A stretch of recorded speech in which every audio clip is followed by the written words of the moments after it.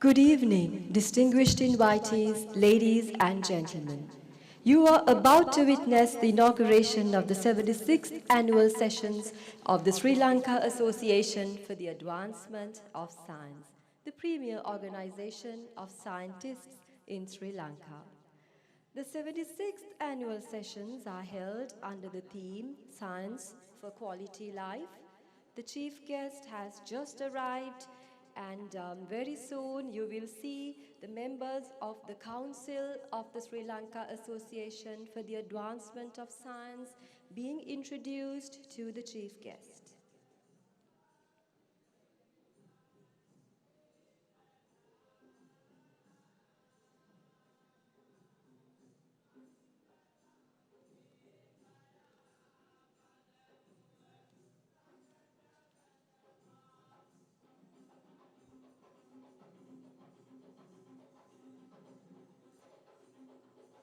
The ceremonial procession will now proceed towards this hall.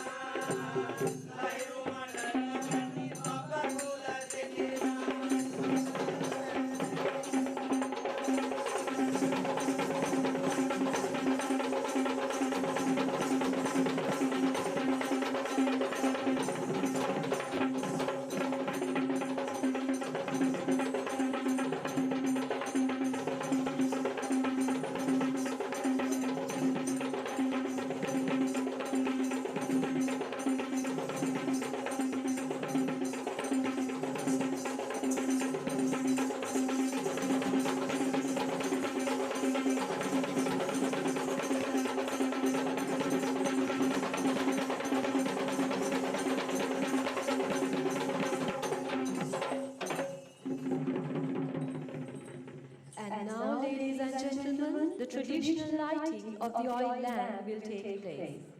I have the pleasure in inviting the following distinguished persons for this purpose.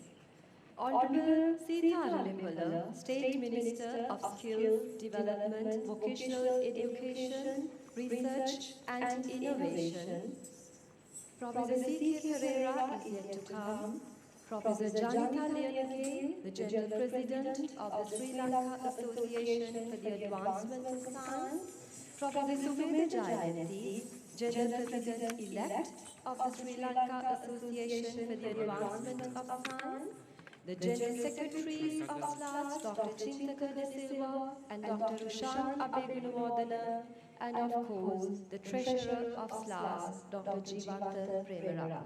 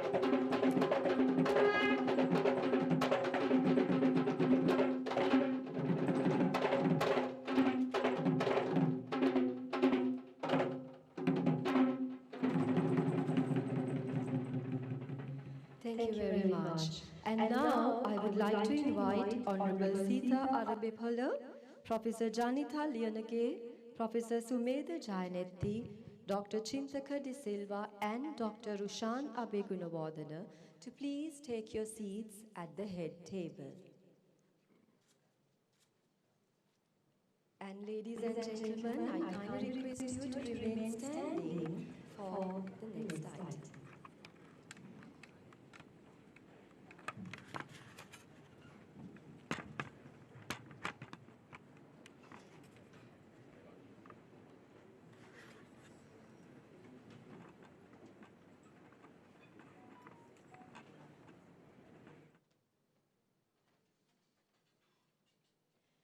To begin the day's proceedings, let's pay our respects to our motherland. Ladies and gentlemen, please rise to the national anthem.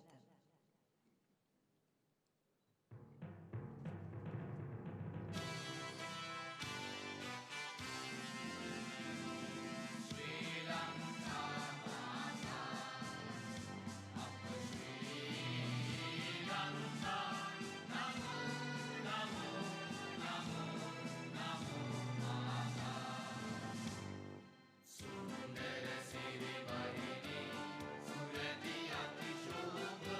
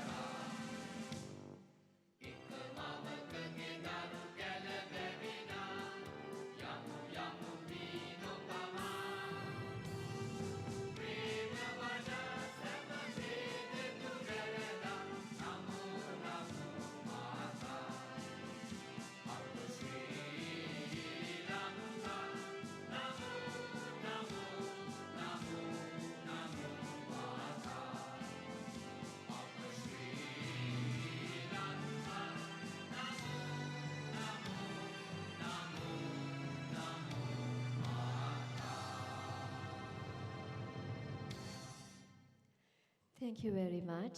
Please be seated.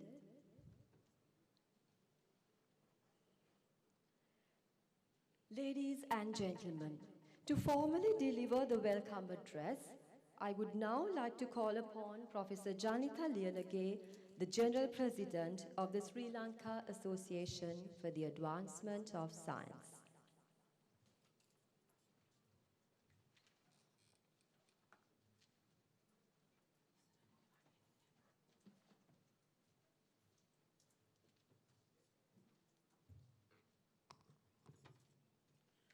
Good evening to all.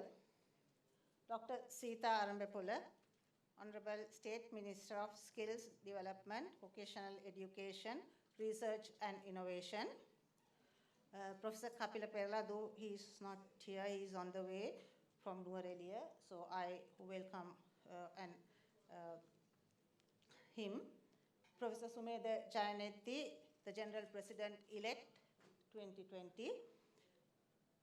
Past General Presidents of Sri Lanka Association for the Advancement of Science, General Secretaries, Office Bearers, Council members, members of the SLAAS, distinguished invitees. I'm very happy to see you all here at this inauguration of the 76th annual session of Sri Lanka Association for the Advancement of Science. We had to organize this event in this difficult situation according to the health guidelines and limited participation. As members of the premier organization of scientists of Sri Lanka and responsible citizens of the country, we obey all those rules and apologize any inconvenience caused by restricting your participation. Knowing the dedication and commitment towards activities of SLAAS by our members, we broadcast all our annual session activities on virtual mode, and you all can participate all events in this week online. While thanking you all for accepting our invitation and gracing this occasion, I invite you all to join hands with Sri Lanka Association for the Advancement of Science for the development of science in our country, for the well-being of the society. On behalf of the Council and the members of SLAAS, I welcome Dr. Sita Arambepula, the Honorable State Minister of Skills Development, Vocational Education, Research and Innovation very warmly. Thank you very much, Madam, for accepting our invitation and gracing this occasion as the chief guest.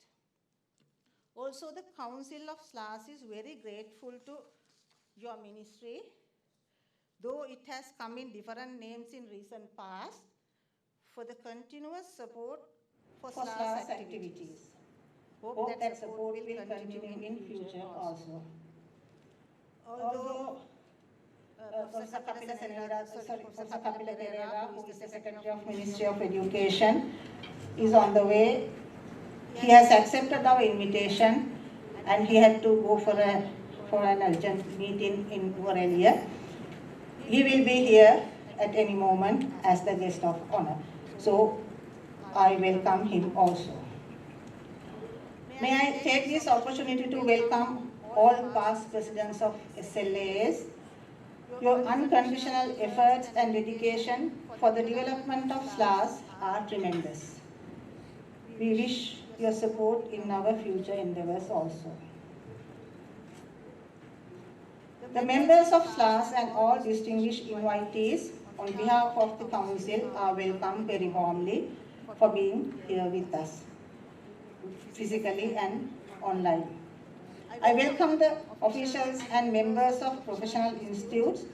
As the premier professional organization of scientists, SLAAS always welcome your association in the journey of developing and advancement of science in our country.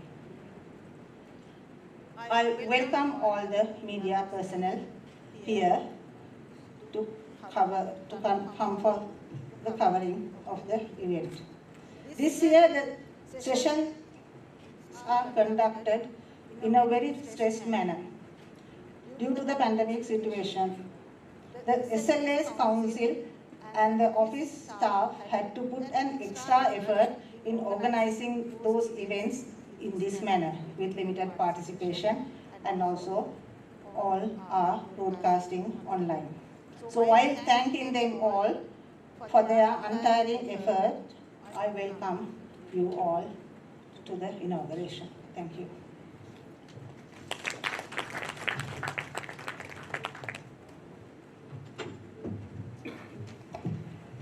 Ladies and gentlemen, this year SLAAS celebrates its 76th year of dedicated service to Sri Lanka. And now it is time for the General President's address. SLAAS has somehow managed to plough on with our agenda despite the enormous challenges faced this year. And most notably, this is because SLAAS has been very ably led by its General President, Senior Professor Janitha Elianage. She is also the current Vice Chairperson of the University Grants Commission. And it is with pleasure that I call upon the 79th General President of the Sri Lanka Association for the Advancement of Science, Professor Janitha Elianage, to the podium to deliver the General President's address.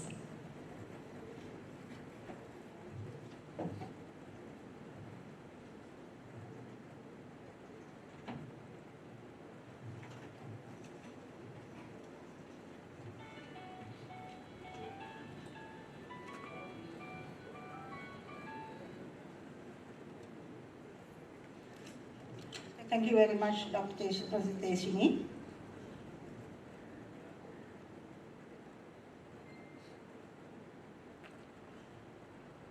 First, let me give a very brief introduction to the SLAAS. Dear Madam, SLAAS, the Sri Lanka Association for the Advancement of Science, the premier organization of scientists in Sri Lanka, is founded in 1944, and at present SLAAS has a membership over 5,000, representing all disciplines of science. And its vision is to be scientifically advanced nation. And with the mission, we carry out all our activities to promote, support and foster scientific endeavor and technological innovation in an ethical, humane and sustainable manner for the benefit of the people of Sri Lanka. SLA is governed by a council, and the council elects every year. There are 8 sections of SLAAS, as well as statutory committees carry out a wide spectrum of activities throughout the year. Section A, Medical, Dental and Veterinary Sciences. Section B, Agriculture and Forestry. Section C, Engineering, Architecture and Surveying. Section D, Life and Earth Sciences. Section E1, Physical Sciences. Section E2, Chemical Sciences. Section E3, Computer Sciences. Section F, Social Sciences.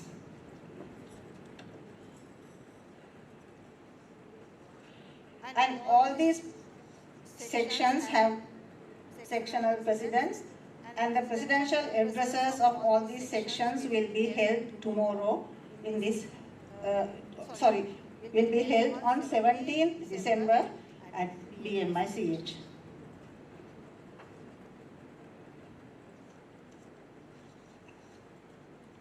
SLAAS takes science nationwide through statutory committees. Committee for the Popularization of Science, Science and Technology Advisory Committee, Environment Committee, General Research Committee, Science Education Committee and Media Resource Committee. We are very fortunate to get a piece of land of 2 SLAAS from the current Prime Minister, when he was His Excellency the President, Honorable Mahinda Rajapaksa. The foundation stone was laid at the end of 2018 when Professor Chandra Jayarasana was the General President of SLAAS.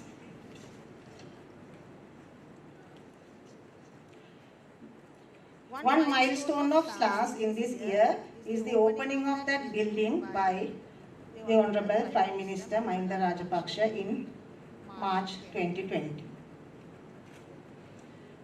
And let me come to the theme of the year. The theme of this year is Science for Quality Life. The theme seminar will be conducted tomorrow at this same venue with eminent Sri Lankan scientists who reside in Sri Lanka and abroad. Dr. Prasanna Budasena, Professor A.P. De Silva, Professor Champika Liyanage, Dr. Ananda Vijayavikrama, Professor Dilanthi Amaratunga, and Professor L.M.V. Tilakaratna are the distinguished speakers at the theme seminar tomorrow. The sections and committees of SLAAS have conducted several activities along with this theme during the year, and some are summarized here. Section A, Section B, Section C, Section D, Section E1, Section E2, Section E3, and Section F. Then, when I come to the theme of this year, Science for Quality, and also, the General Research Committee had several activities. Then about the theme, science is widely recognized as the knowledge of all that is around us, ranging from our understanding of how the nuclear reactions take place on the sun to the complex biochemical reactions and electrical fluctuations that take messages through our own body. Science is also a reliable process by which we learn about all that is in the universe. However, science is different from many other ways of learning because of the method that is followed, in which science relies on testing ideas with evidence gathering from the natural world. We all are born with a skilled set of scientists. Naturally, human curiosity is the key to all scientific discoveries which lead to rapid advancement in technology. The never-ending thirst of learning has created the modern world as we know it, and the advancements are exponential as we realize there is more to discover than what we have achieved so far. Science is complex and multifaceted with a number of unique characteristics that keep it apart. The focus of science is always on the natural world and is based on evidence. Supernatural explanations are never part of science. Science provides one with skill set of learn about what is in the natural world, how it works, and how its components interact. Facts are important, but establishing the path to understanding is more important. Science relies on accurate testing of hypotheses through methods that are available in the current toolbox. Hence, it's widely recognized that the scientific knowledge is accepted until it is disproven by a more advanced tool, including human ingenuity. Science is community endeavor.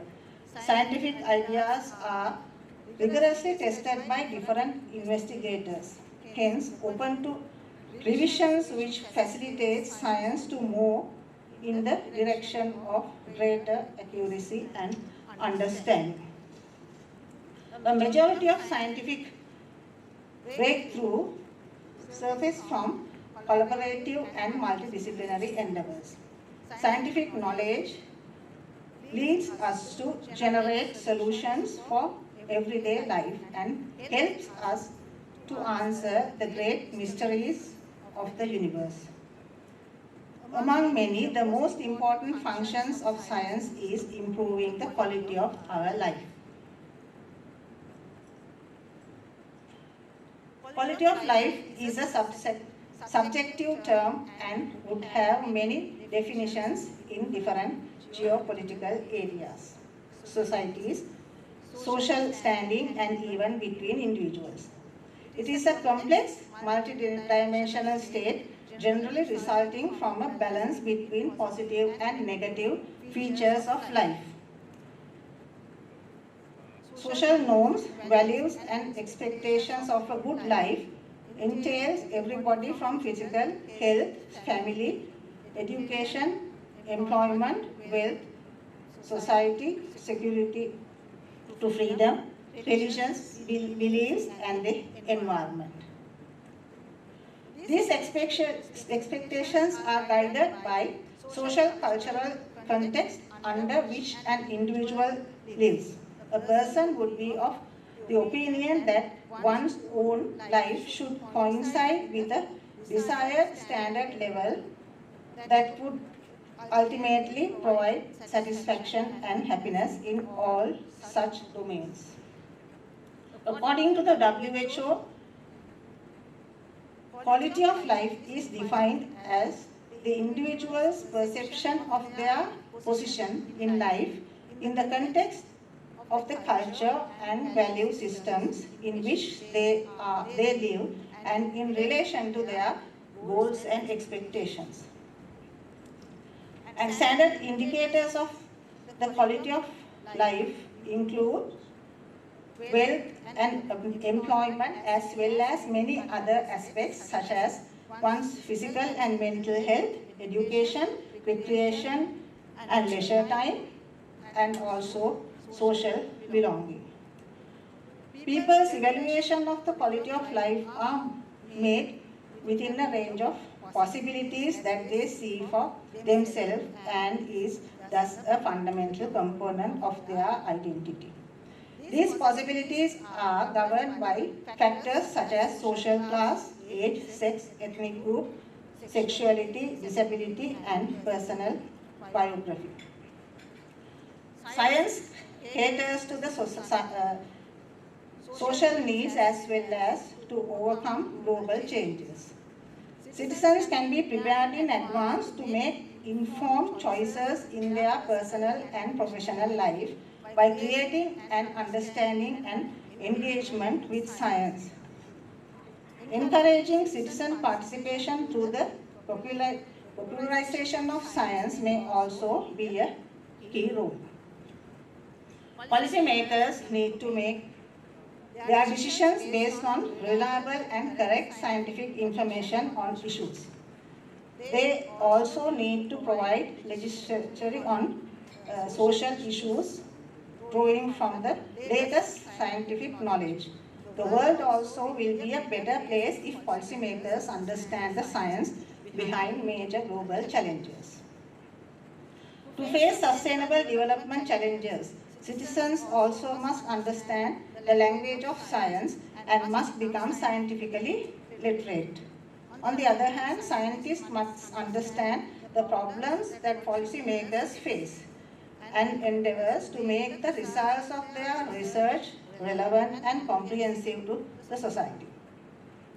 Challenges today cut across the traditional boundaries of disciplines and stretch across the lifestyle of innovation from research to knowledge, development and its application. Science, technology and innovation must drive out pursuit to more equitable and sustainable development. In the UNESCO Science Report towards 2030 explains that there can be no sustainable development without science. Science cuts across virtually all 17 sustainable development goals. Science will be critical in meeting the challenge of sustainable development as it lays the foundation for new approaches solutions and technologies that enable us to identify, clarify, and tackle local and global problems. Science provides answers that are testable and reproducible and thus provides the basis for informed decision making and effective impact assessments. Both in the scope of study and its applications, science spans the understanding of natural processes and the human impact thereon, the organization of social systems, the contribution of science to health and well-being and to better substance and livelihood strategies, enabling us to meet the overriding goal of reducing poverty. Faced with the challenge of climate change, science has already provided some solutions for the secure and sustainable energy supply. Access and use of science. Scientific knowledge can improve the quality of life at many different levels, spanning from routine work of global issues. Science provides the required information to take key public policy and personal decisions pertaining to many areas such as energy conservation, agriculture, health, transportation, communication, defense, economic, leisure, and exploration. Science, by explaining different laws of nature, has facilitated many improvements in our life. For example, if you look at the medical treatments are now possible in cases that were previously equivalent to a death sentence. Our understanding about health and healthcare has changed due to the recognition of the social consequences of diseases and the acknowledgement that medical interventions strive to increase the chances of survival and enrich the quality of life of the patient. For example, and for these reasons, the quality, effectiveness, and efficiency of healthcare are often evaluated by their impact on the patient's life. If we come to the President's statement of the 75th session of the United Nations General Assembly very recently, he said, viable COVID-19 vaccines are being developed in record time. The scientists have done their part. Now it's time for us to do ours. We need to ensure fair distribution and equal access.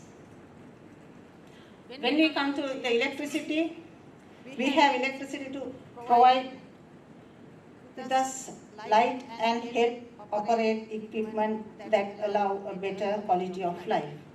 Now, from when Franklin's studies of static and lightning to Alexander Volta's first battery to the key discovery of relationship between electricity and magnetism, science has steadily built up our understanding of electricity, which today carries our voices over telephone lines, being entertainment to our televisions, and keeps the lights on. Our understanding of the needs in food and hygiene is better thanks to science. In agriculture, science has transformed the way that we eat today.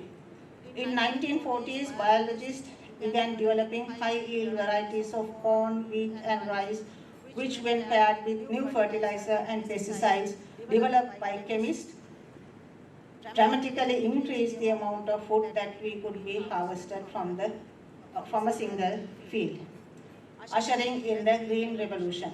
These science-based technologies triggered striking changes in agriculture, massively increasing the amount of food available to feed the world and simultaneously transforming the economic structure of agricultural practices.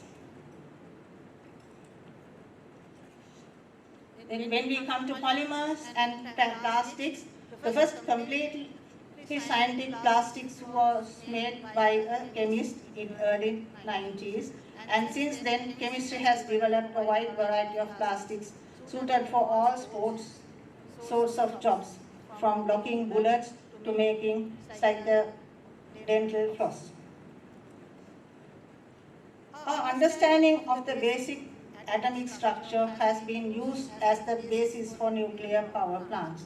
And the knowledge of the atomic nucleus has been applied in many different ways, like nuclear power, medical imaging, and weapons. Scientific knowledge allows new technologies to be built, and those technologies in turn impact society at many levels. Scientific knowledge may factor into our personal everyday decision making also.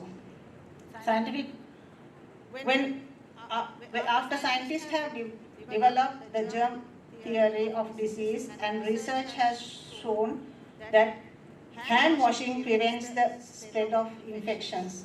Hand washing becomes a simple habit today. Promoting hand washing is a major recommendation in this COVID-19 situation.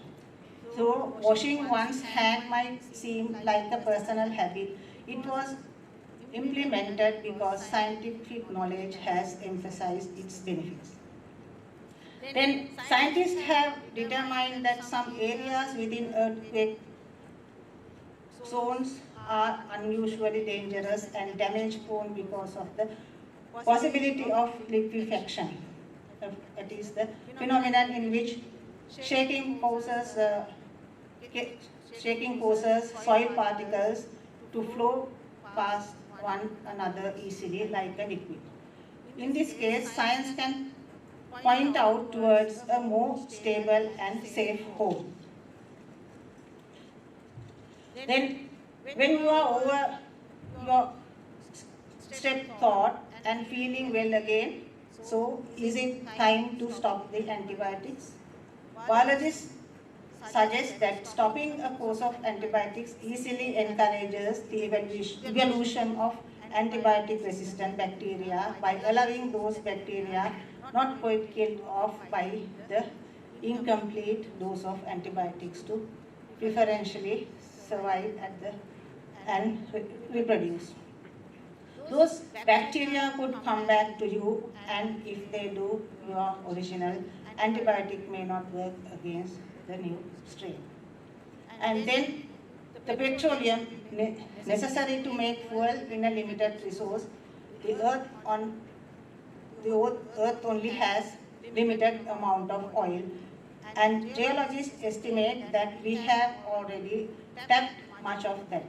The more petroleum we use, the harder it becomes to find. The harder petroleum is found, the more expensive each barrel of oil becomes, and then the more you will be paid at the fuel pump. A car that converts fuel might be more expensive now, but could end up paying off in the long run. So a plug-in hybrid electric vehicle can run off electricity generated by renewable sources. Scientists improve its knowledge by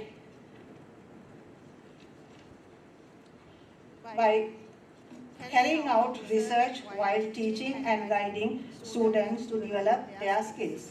However, in the recent past, we have started seeing several areas where we need to reevaluate our roles and responsibilities. Scientific knowledge helps inform regularly decision making and policy, and the results of these decisions are everywhere. Science informs policies that promote our health, safety, and environment stewardship. Science does not dictate policy, but it does give us a how-to manual for reaching the outcomes that we decide we want. If we want to get rid of diseases, we have already done polio and malaria, and then now the COVID-19. Then if we want to get warning of natural disasters, science does have effective ways of predicting when and where hurricanes might strike land. And if you want to repair our ozone layer, we have to follow the scientists' advice, no CFCs. And when we do research, there are two arms of scientific research that generate new knowledge. Those are basic research and applied research. They complement each other in generating fundamental knowledge and applying them to solve real-life problems. Although one may think fundamental research is driven by the curiosity about the knowledge and unknown and is not oriented towards any direct practical application, it must be noted that fundamental research provides the foundation to applied research. Basic research entails thinking out of the box, leading to new knowledge and offers new approaches, when in turn may lead to practical applications. This takes patience and time, and thus constitutes a long-term investment, but basic research is the prerequisite for any scientific breakthrough. In turn, new knowledge can be practical scientific applications and big leaps forward for humanity. Basic science and applied science thus complement each other in providing innovative solutions to the challenges humanity faces on the pathway to sustainable national development. How we access to information? On one hand, information is a power, and at the same time, lack of access to information leads to ignorance and also duplication of work, leading to delays and waste of resources. And what type of information that we need? Scientific information takes the form of data collected from direct or remote measurements, laboratory results, research papers with interpreted information and communications targeting different audiences. Therefore, it is important for us to understand the purpose and the target objective in generating, processing, and dissemination of scientific information. The danger is when scientific information is stretched beyond its limits by people who do not have a proper understanding of the scientific base and limitations and assumptions. For example, lead or mercury is not considered a poison in Ayurveda treatments when used in the right form and the right quantity. But outside those parameters, they cause harm to human health. Then data collection to support the national development agendas. Collected scientific information can be used to support our development or to monitor the development. Given the reasons, limitations, we may need to select the minimum set of data information that is required to satisfy the needs of the country, where scientists from multiple disciplines can decide on the minimum data set. There are several decisions to be taken, such as the variables to measure, where to measure, frequency, and the accuracy required. Higher the accuracy, higher the cost would be. Therefore, it is critical to decide on these parameters once the features of data to be collected into the long term are known. Then it is necessary to allocate adequate resources, including data collection, storage, and dissemination systems. Then, support systems for research and challenges. Currently, the goal of most researchers is to train university students while working towards publications. It may be necessary to select research ideas. I would like to welcome Professor Kapila Pereira the Secretary of the Ministry of Education. Thank you very much, sir, for coming all the way from Norelia to attend this. So I will continue. The support systems and for research and challenges. Although we have made some progress towards this end, there is so much more to be done. For example, in many countries, industries are an integral part of the university system, where students engage in industry-related problems, get exposed to real-life situations, and also enjoy employment opportunities. Information and communication technology, ICT, can be used towards the transformation, changes in science, adaptation in the country, because they can transform societies and fuel the growth of the global economy. ICT can also expand the effectiveness of social developments and have already provided numerous worthwhile benefits in these areas of healthcare, education, and environmental preservation. Exchanging ideas has become so much more convenient and efficient due to advances in technology. Use of mobile phones, electronic mail, and instant messages, or use of social networking websites has, in the sense, shrunk the world. This is all the more evident now that we are in the midst of a global pandemic, where reaching out to our loved ones is a challenge. However, ICT has enabled us to communicate easily through technology.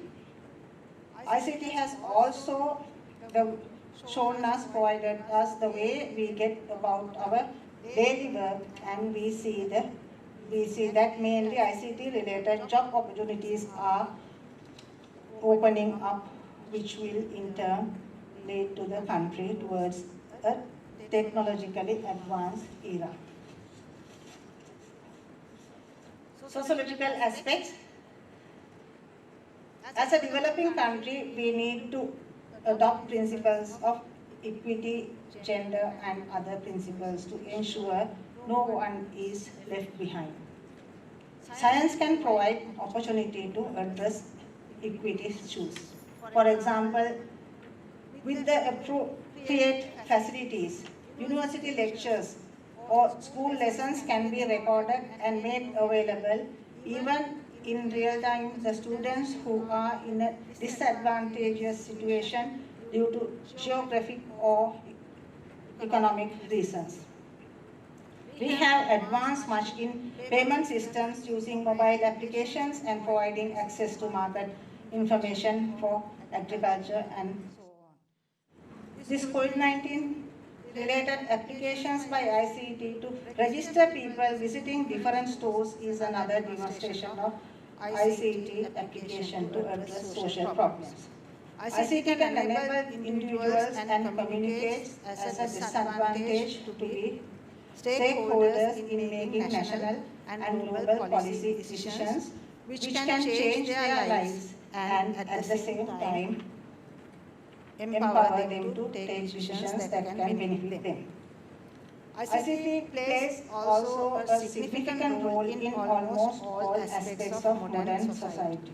ICT has changed many aspects of our lives, including the way in which we communicate with each other, find information, work, do business, as well as how we lead our social lives.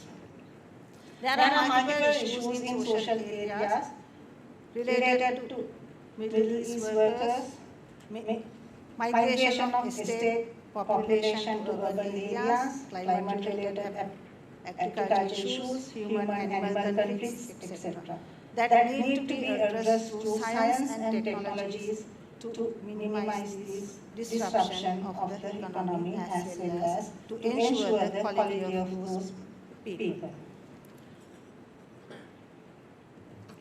Science touches many aspects of our lives. Without science, we would not be even basic knowledge about promoting health, safety, and environmental stewardship. This knowledge informs both our personal and social decision making. Scientific knowledge also forms the basis for technological advancement. From a simple light bulb to a complex computer to genetically engineered rice, they all are man-made technologies based on basic scientific knowledge.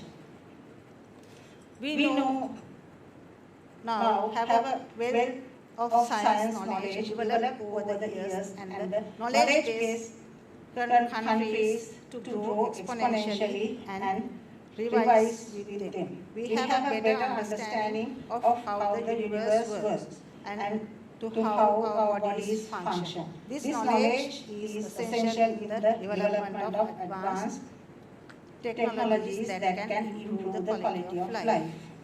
We have our universities, research institutions, grant schemes, and the government commitment that we need to create synergy among sectors, institutions, and mobilize science in the way to improve the quality of life, and not only in humans but also in plants and animals, supporting our well-being.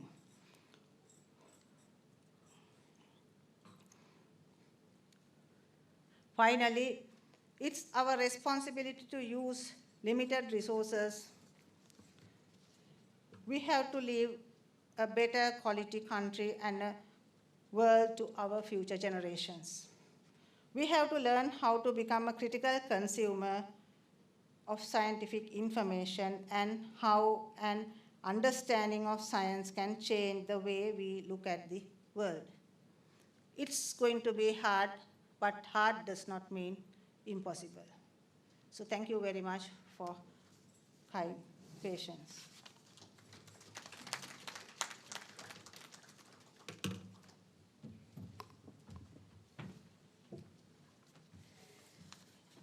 Thank you very much, Madam.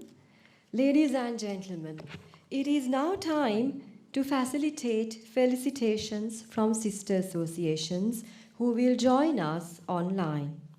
So first, we have a message coming out from Professor Vijay Lakshmi Saxena, General President of the Indian Science Congress Association.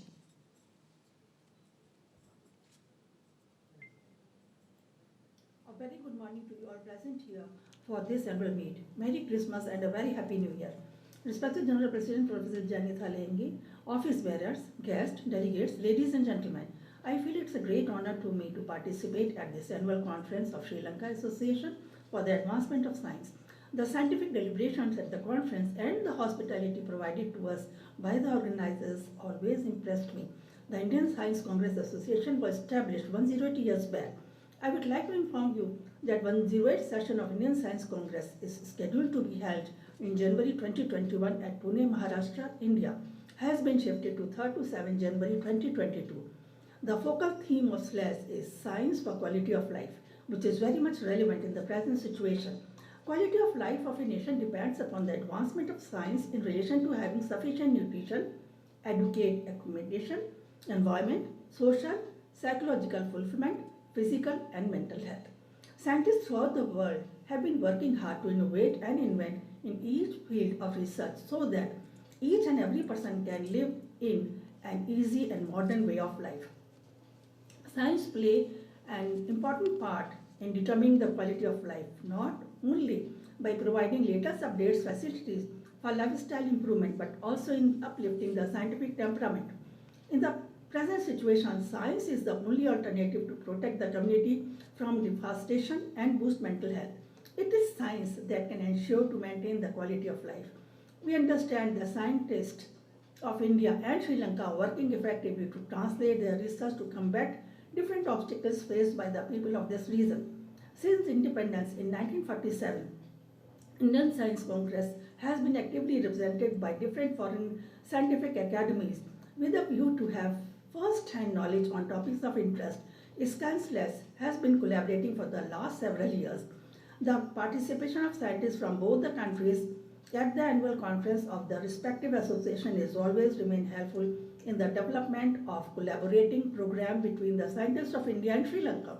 So I feel the sharing of global scientific achievements on a common platform is utmost important to fulfill not only individual aspirations but for whole nation to provide quality of life.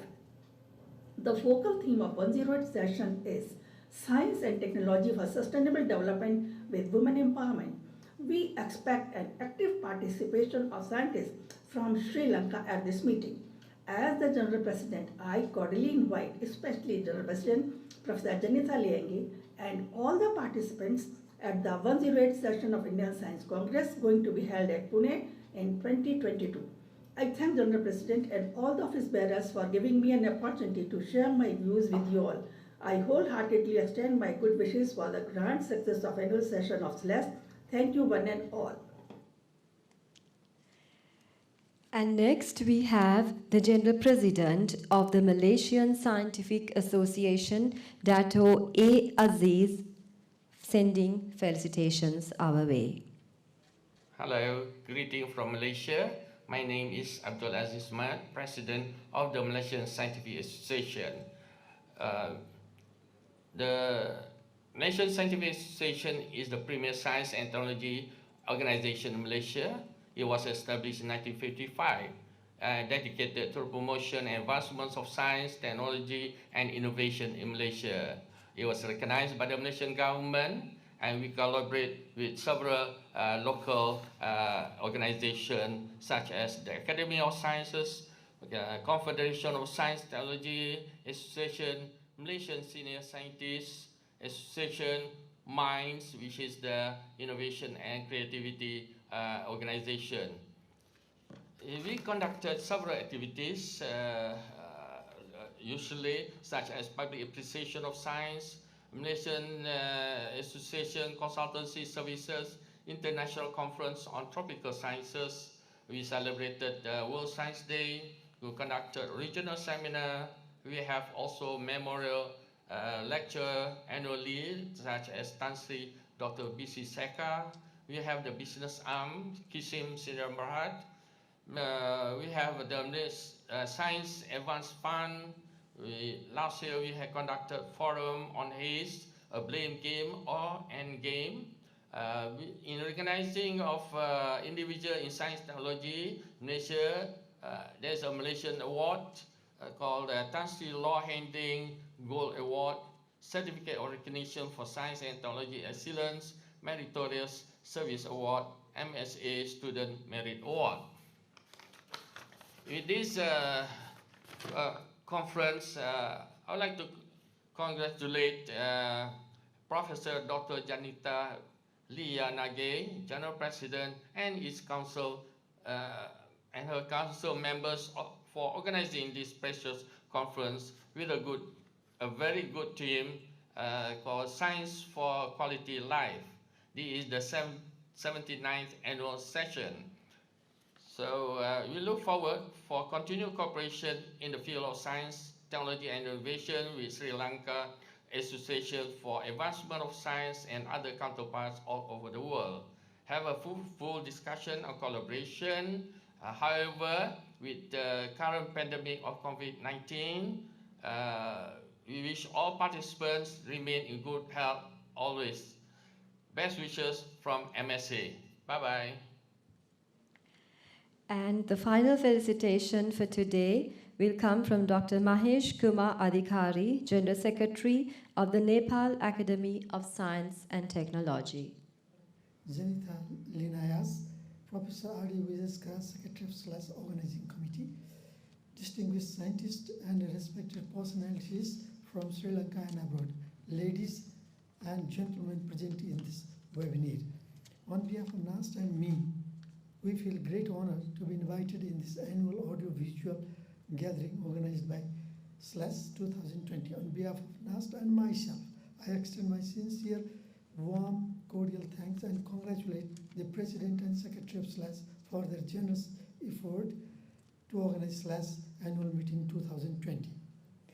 Last year, it was a great pleasure for me to be in your beautiful country, Sri Lanka, on the great grand ceremonial occasion of SLAAS.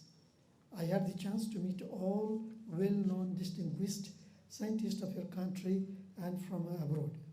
Your honor and support bestowed on us while in your country was unforgettable. We found many interesting places of tourism and pilgrimage. The tropical lowland and mangrove forest around the seashore is the typical natural boundary beauty which provides various aspects of economic genetic mysteries for scientific innovations. The tropical and subtropical lowland plants and forest provides a magnificent attraction for the lovers of natural paradise. The preservation of rare and endemic plants in various places is quite admirable. On my view, it is the land of enchanting beauty with surrounding ocean which provides Sri Lanka an interest. I extend my warm cordial felicitations to all higher dignitaries, its president, secretary and members of this great event. I wish all the success of this event and contribute to pave for the development of the country. Lastly, again, I congratulate SLAAS for organizing this and conducting seminar. Thank you so much. Thank you. A big thank you to our sister associations. And now let us move on.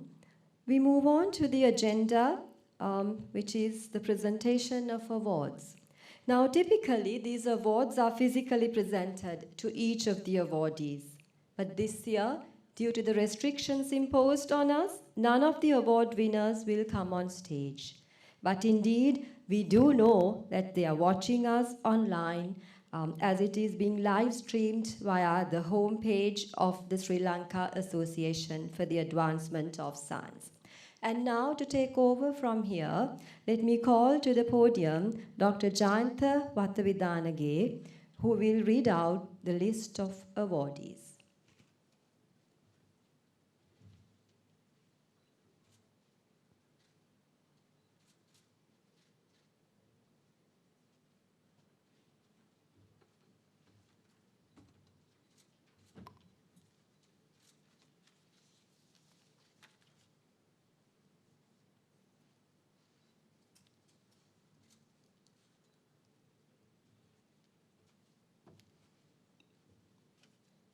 Chief guest and also the guest of honor and all the members of SLAAS and distinguished invitees, ladies and gentlemen. This is the first set of awards, General Research Committee Award 2020. First of all, General Research Committee Lifetime Award 2020. The General Research Committee GRC Award, Award of the Sri Lanka Association for the Advancement of Science is awarded for the total research contribution of a scientist rather than for his or her contribution to a single research project. This is a lifetime award. This award instituted to encourage and recognize Sri Lankan scientists who are members of SLAAS and have carried out exceptionally high quality or pioneering research in Sri Lanka over a period of time and having at least 5 quality publications in peer-reviewed journals. Now, award for 2020. Lifetime award goes to Professor Nilwala Kottakoda from Sri Jayawardhanapura University. Big round of applause. This is a lifetime award awarded from SLAAS. I cordially invite Professor Banduni Atapattu, Chairperson of the General Research Committee 2020, to read the citation.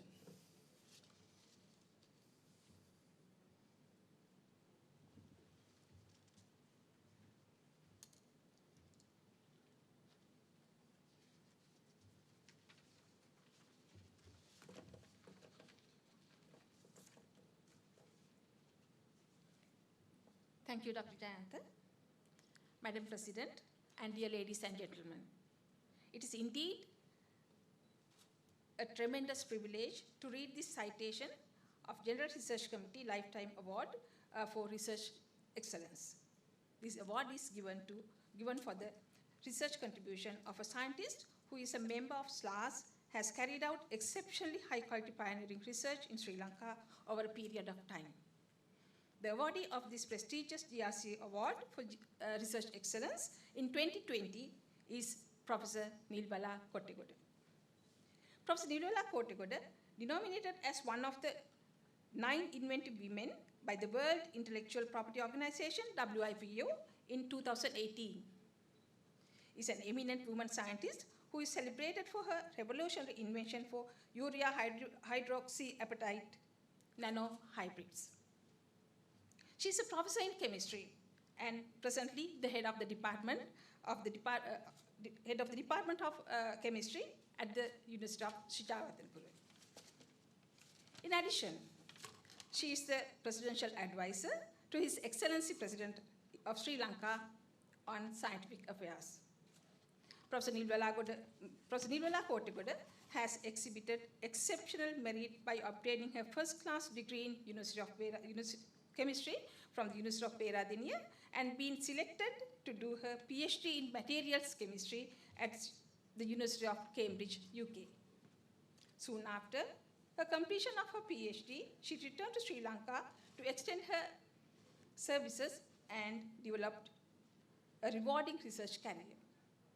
She has enormously contributed towards the advancement of inorganic materials and physical chemistry, where key areas of smart agriculture, advanced nanofilter materials for water purification, and value addition to natural minerals. Her excellent commitment to the advancement of science, further commended by the World Academy of Science, TWAS, Young Scientist Award in 2013, and National Award for the Best Innovation with Commercialized Potential in 2010. She is the principal author of several US patents and has many high-index journal publications. She has been successful in commercialization few of her innovations, highlighting the economic importance of developments. As a result of her exceptional merits, she was awarded a visiting Fulbright Fellowship in Materials Research Group in Rice University, USA in 2018. In 2015, she gave her leadership to the Section E2, Chemical Sciences section of the Sri Lanka Association for the Advancement of Science. Professor Nilbala Kottegoda is not just an eminent women scientist. She is also an innovator, academic, educationist, competent administrator, social advocate, creator of knowledge, and a knowledge disseminator who is dedicatedly contributing to achieving United Nations 2030 Sustainable Development Goals. With honor, I present awardee of the SLAAS General Research Committee Lifetime Award in Research Excellence, Professor Nilbala Kottegoda. Thank you.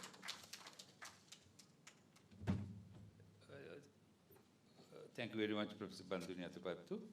Now we move on to General Research Committee Postgraduate Research Award 2020.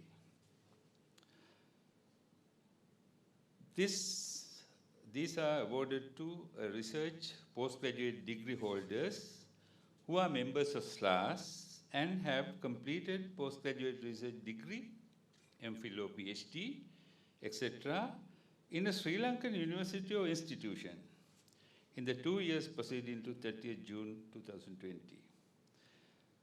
Award is based on the applicant's publications on his or her postgraduate research, out of which a major part is carried out in an institution within Sri Lanka.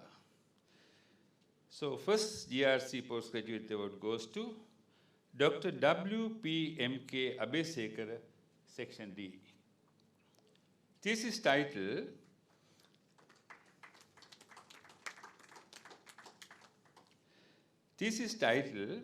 Assessment of some potential health benefits of Sri Lankan cinnamon, Cinnamomum sillenicum, by studying selected bioactivities. We'll give a round of applause again. Dr. W.P.M.K. Abhisekar from Section D.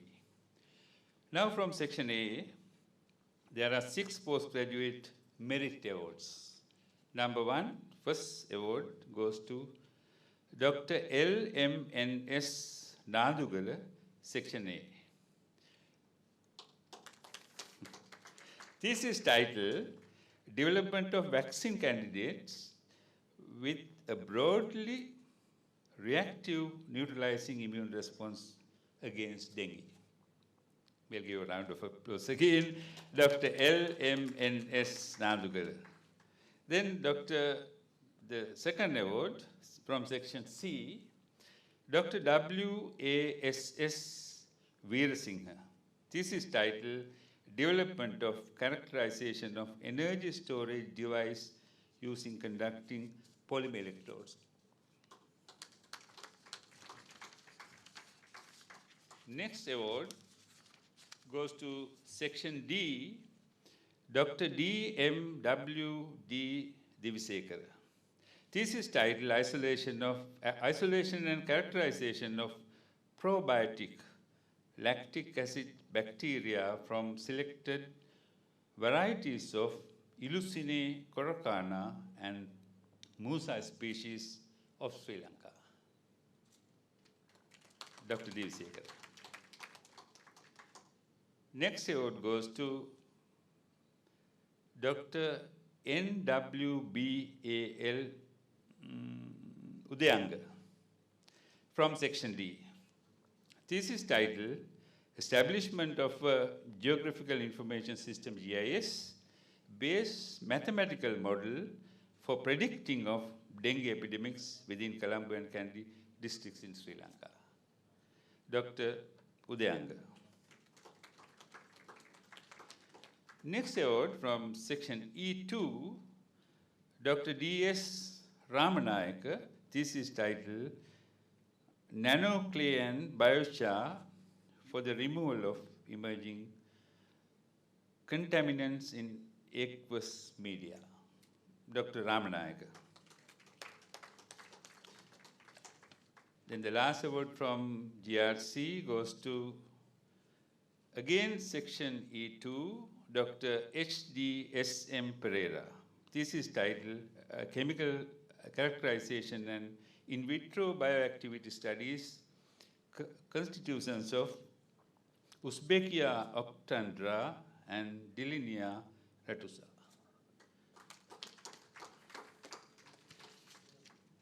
The last set of last few awards from the first set, Environment Awards.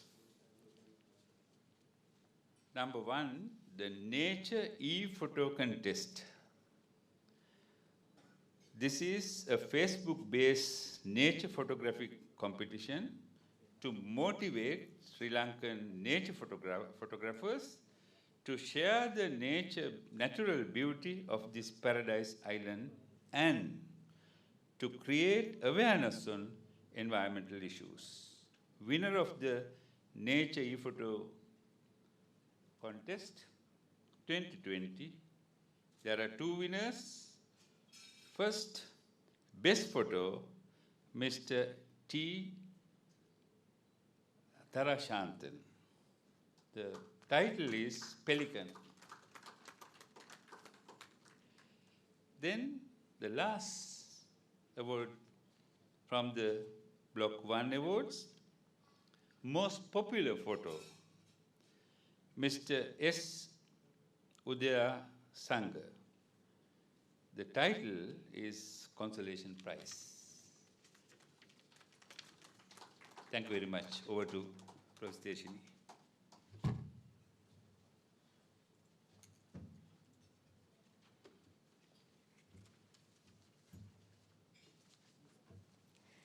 Thank you very much, sir. It gives me tremendous pleasure to introduce our chief guest today as we move on in our agenda.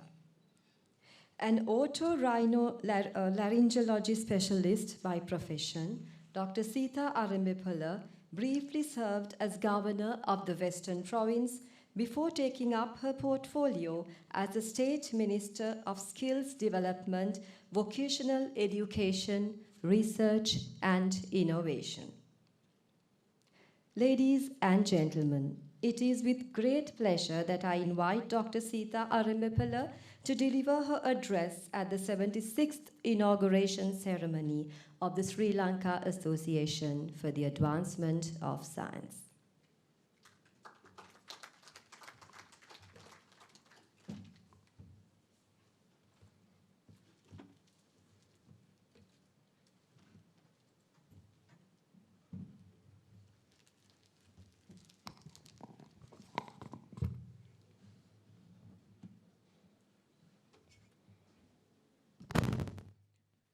Good evening, everyone.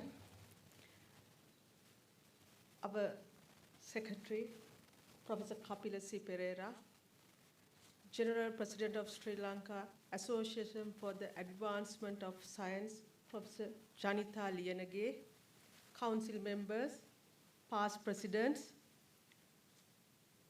all the other members, and my dear friends.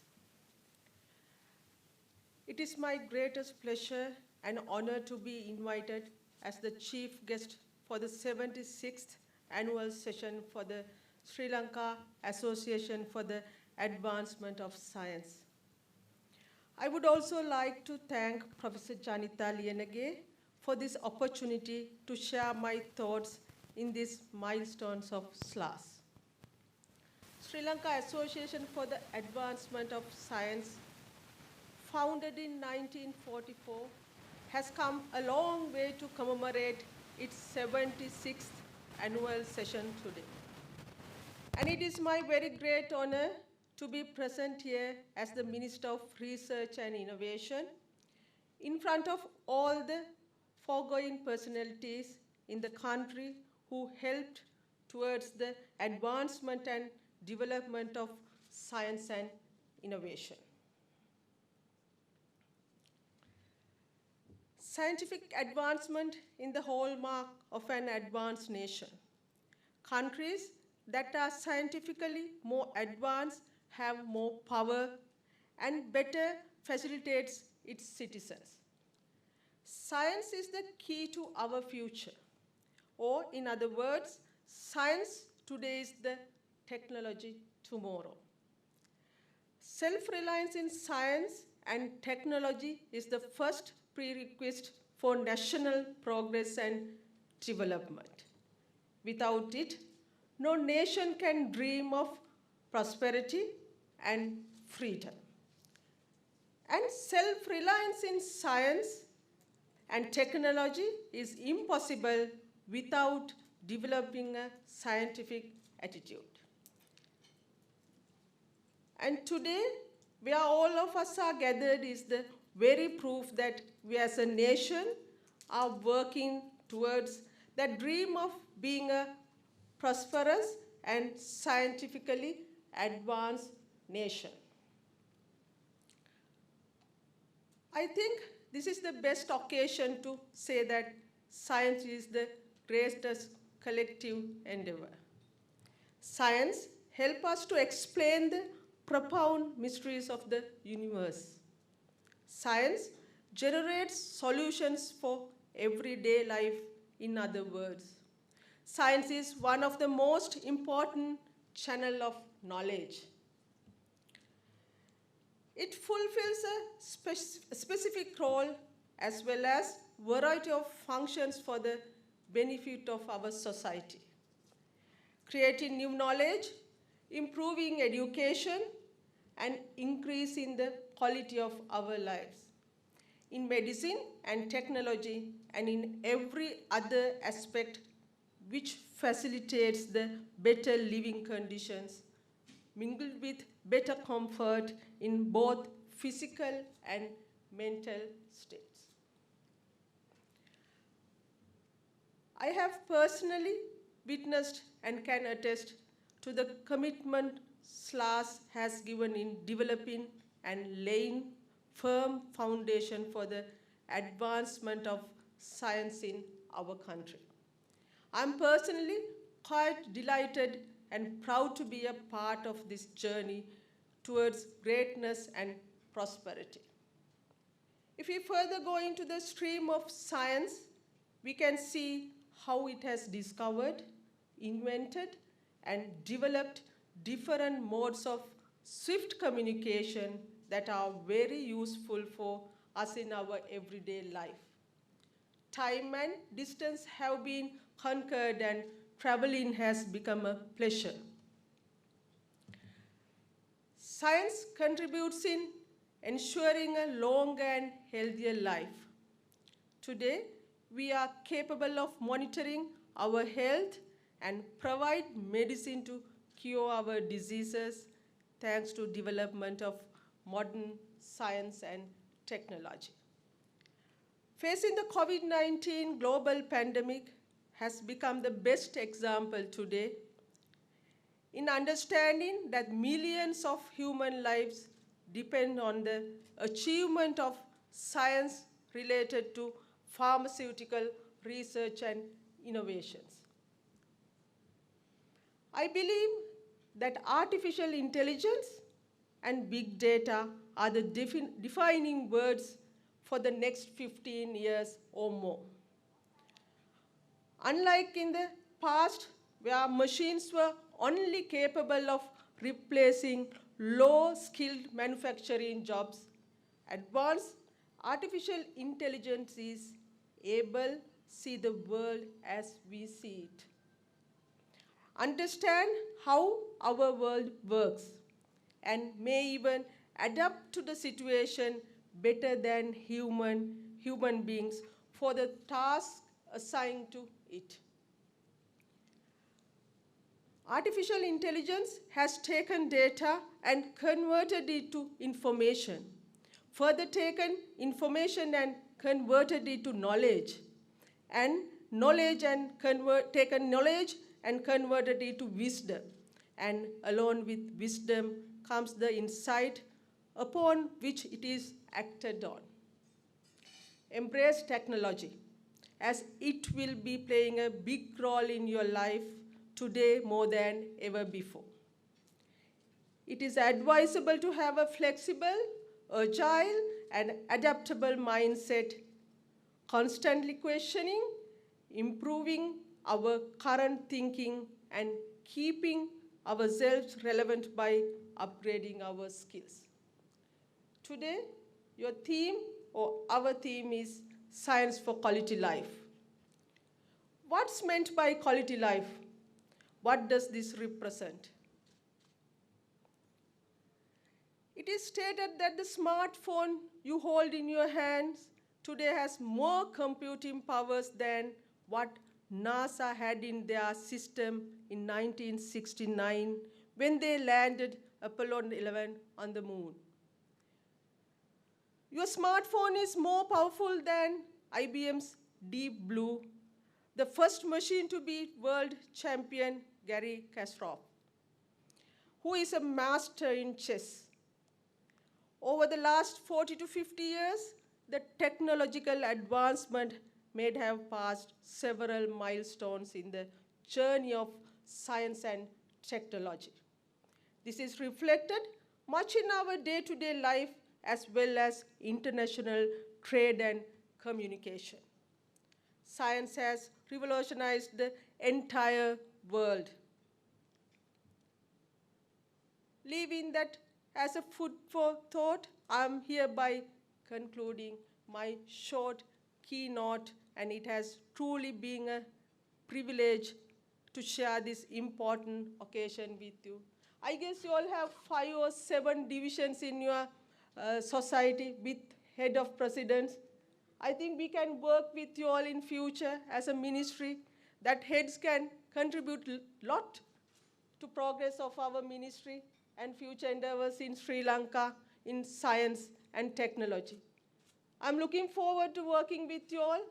Today I got to know that 7 sections.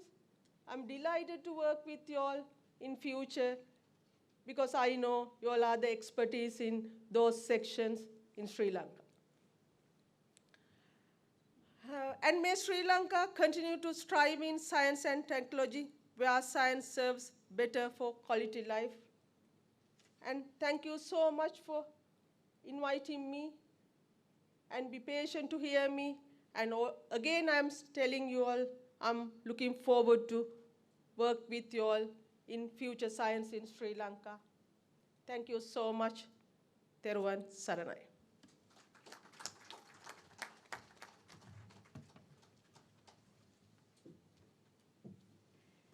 Thank you very much indeed, Dr. Sitharamapala, the Honorable State Minister, for that insightful address. And now, I would like to call upon the General President, Professor Janitha Liyanage, to please present a token of our appreciation to Dr. Aramapala.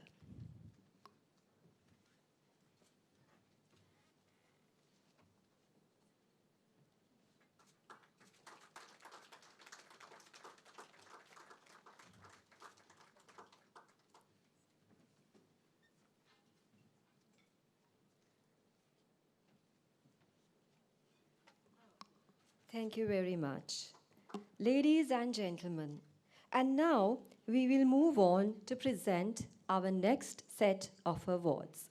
And for this purpose, I would like to call upon Dr. Jivanta Prevaratna to read out the list of awardees.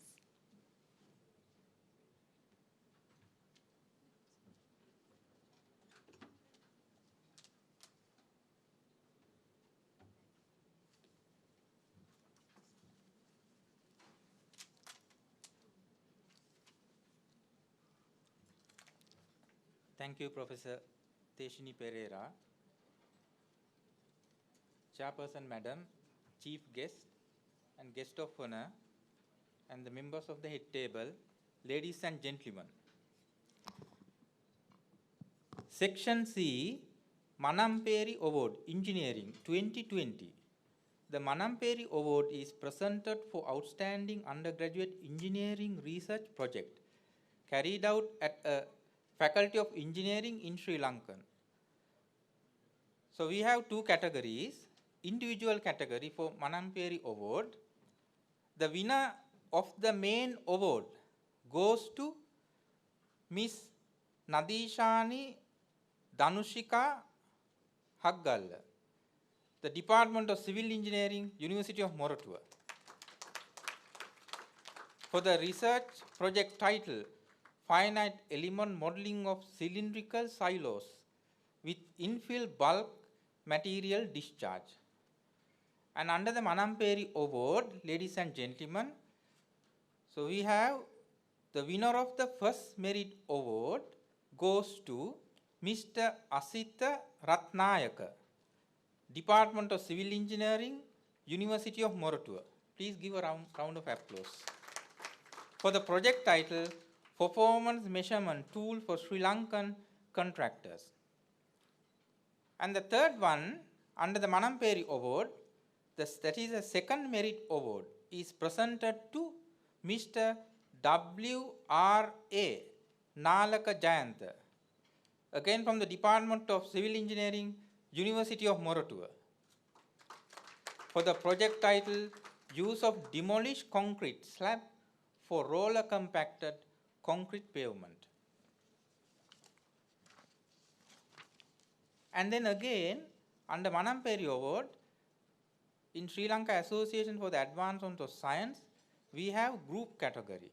The Manamperi Award for the group category, the winner of the main awards are, there is a team, include Sachini Somatilaka, Nadun Senaratna, Hasintaka, Heva Patirana, Kaushalya Sumatipala, from the Department of Electrical Engineering, University of Moratuwa, for the project title, Development a Series of Fall Detector to Minimize a Risk of Domestic Electrical Fires. And also under the group category again, so we have the first merit award under Manamperi Award. The group members are Asma Naeem, Katmin Vikramasinghe, Laksnath Ashwin De Silva, Malshan Vijini Pereira, from the Department of Electronic and Telecommunication Engineering, again University of Moratuwa. Please give a round of applause. For the project title, Designing a Cost-Effective Dry Contact SCMG Sensor System for Controlling a Bionic Hand. Then under the group category, again the third one, that is the second merit award, is presented to, under the Manamperi award, to the team members KATN Pereira, KSS Priyaratna, SLIK Liyanage from the Department of Earth Resources Engineering, University of Moratuwa, for their project title Analysis of Bulk Factors in Chlorine for Aggregate Production in Sri Lanka. Please give a round of applause. And then we are moving to the section D. Section D, Life and Earth Sciences Award. 3 awards are given by section D, Sri Lanka Association for the Advancement of Science, for the best undergraduate research project on life sciences and earth sciences carried out in Sri Lankan University during the year 2019. So under the section D, the first prize goes to ML Chamalki Madhusha, University of Sri Jayawardhanapura. Please give a round of applause. For the project title, Facile Mechanochemical Approach to Synthesizing Edible Food Preservation Coating based on alginate ascorbic acid layered double hydroxide bio-nanohybrid. And then the second prize under section D goes to H.M. Purnima Herath from the University of Peradeniya for the project title High Resolution Melting Traceability of Black Pepper Adulteration with Papaya Seed, Chili and Other Potential Plants. Please give a round of applause. And then the last one under the section D, this year the SLAAS award, the third prize goes to DMHD Disanayaka, again from the University of Peradeniya, for the project title Identification of Fungal Pathogen Associated with Finger Millet in Sri Lanka. So please give a round of applause to all those awardees. Thank you.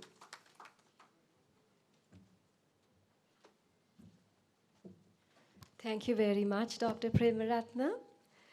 Ladies and gentlemen, my next pleasant task is to introduce our guest of honor. Senior Professor Kapila Pereira, an expert in thermofluids and energy. Let me break for a minute to thank the Honorable State Minister for having been with us, and we see that she is departing. Thank you very much. So let me get back to our introduction. Senior Professor Kapila Pereira, an expert in thermofluids and energy, served as the Dean of the Faculty of Engineering of the University of Moratuwa and went on to become its Vice-Chancellor in 2017 and is currently the Secretary to the Ministry of Education. I call upon Professor Pereira to deliver his address.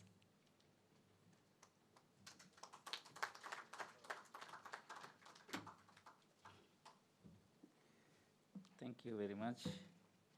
Very good evening to all of you.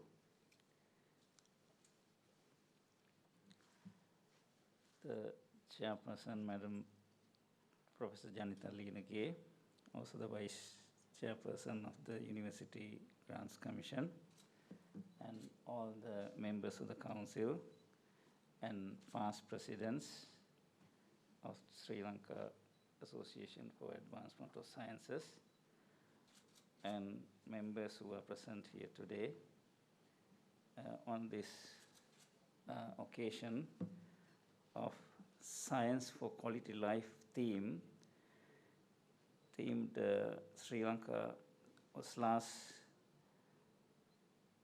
Awards Inauguration 2020, the 76th annual sessions. I am truly grateful for the invitation extended, and I thought to myself to start with the definition of science. The science is the pursuit and application of knowledge and understanding for the natural and social world for following a systematic methodology based on evidence. And then I found it interesting, why define science? This is very interesting. In 2009, the Science Council agreed that it wanted to be clearer. In 2009, the Science Council agreed that it wanted to be clearer when it talked about sound science and science-based policy. The Science Council has science in its name, but had not previously clarified what this actually meant. This is in 2009.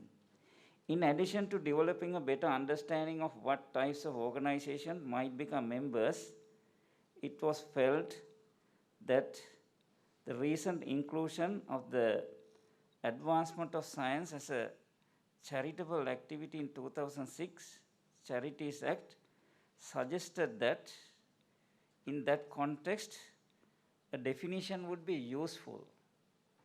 This is in 2009 by the Science Council. This was how the following definition has arose. Because science denotes such a very wide range of activities, a definition of it needs to be general. It certainly needs to cover investigation of the social as well as natural worlds. It needs the words systematic and evidence. And it needs to be simple but short. Simple and short. The definition succeeds in all these respects admirably. So that's in 2009 by Science Council. They were wondering why define science and how the definition of science by the council. Then this is the natural and social world following a systematic methodology based on evidence. The scientific methodology, it goes on to say, includes objective observation.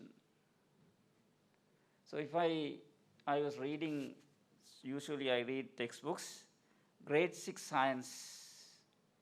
The first lesson is observation of objectives around you, all these objects.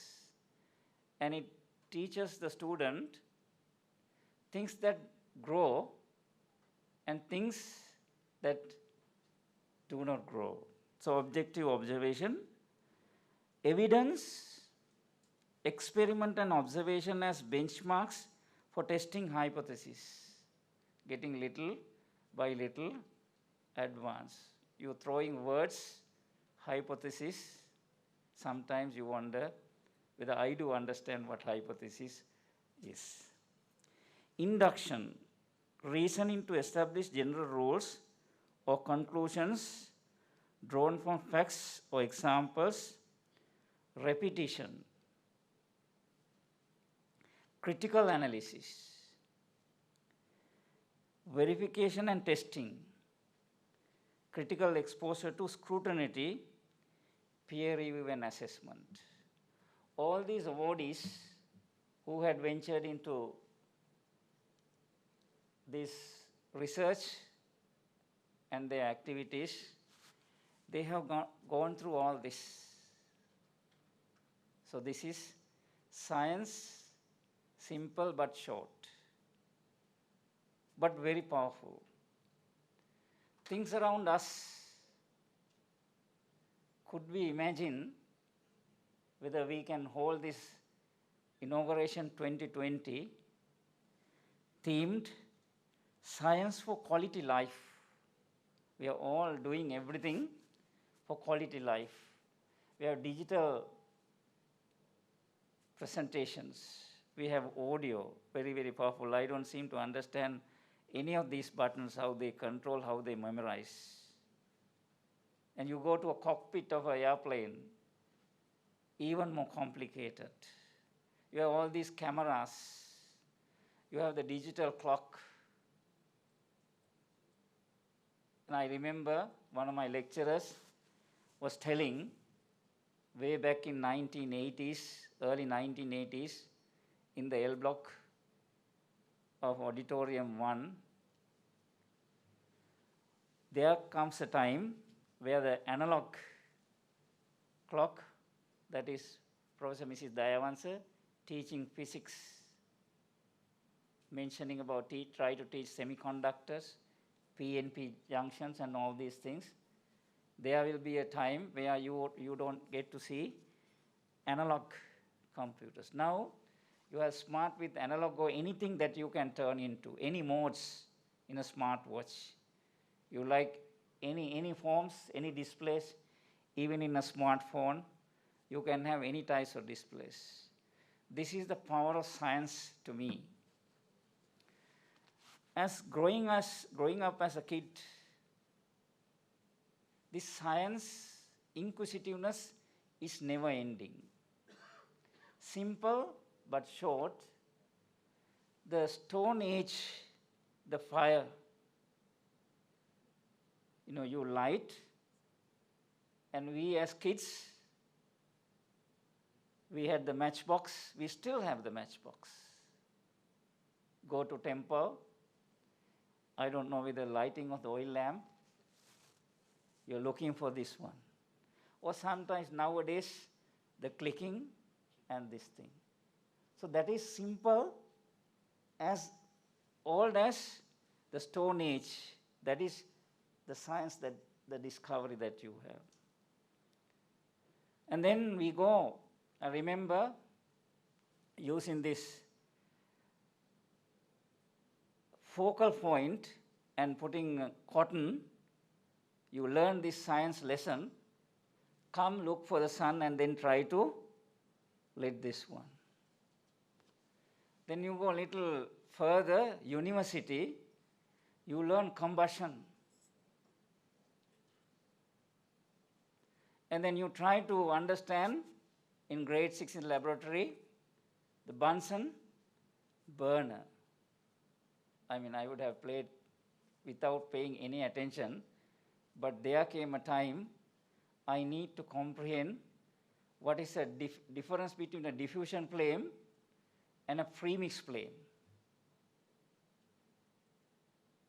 And there came a time in my life, how do you explain the complete combustion?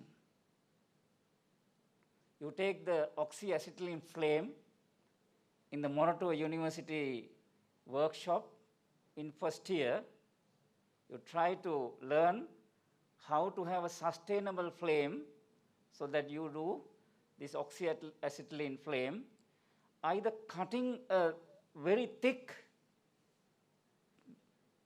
steel, or you try to joint after cutting, the fine tuning, the purple color. But little that we realize, we have the same thing at our home kitchens nowadays. With yellow color or blue color litro or the LAAS, you turn on and it's fine tuned. No oxidized flames coming, is truly purple. And there was the time where we had this petrol max, you put and then and have the beautiful this filament, And this is science that I learned in my little age. But you came, learn combustion, you try to understand. Still, I don't know whether we have discovered how to describe in one particular equation the final, the fuel, and the oxygen, and then convert carbon into carbon dioxide and hydrogen into H2O or whatever, and the heat. The final equation that you write, the equilibrium equation, millions or billions of equations in between. So what I'm trying to say is that the little thing, the Stone Age, the fire, still we have not understood fully.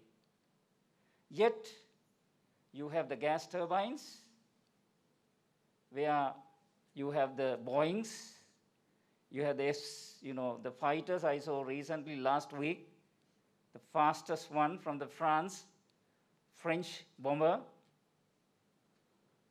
with faster than, how many times faster than the speed of light, sound. So that is the combustion that does the trick.